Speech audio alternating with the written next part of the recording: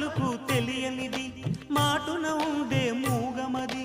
కమ్మని తలపుల కావ్యమయే కవితలు రాసే మౌనమది రాగల రోజుల ఊహలకి స్వాగతమిచ్చే రాగమది శృతిలయలరగని ఊపిరికి స్వరములు కూర్చే గానమది ఋతువుల రంగులు మార్చేది కల్పన కలిగిన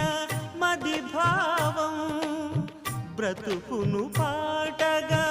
మలిచేది మనసున కదిలిన మృదునా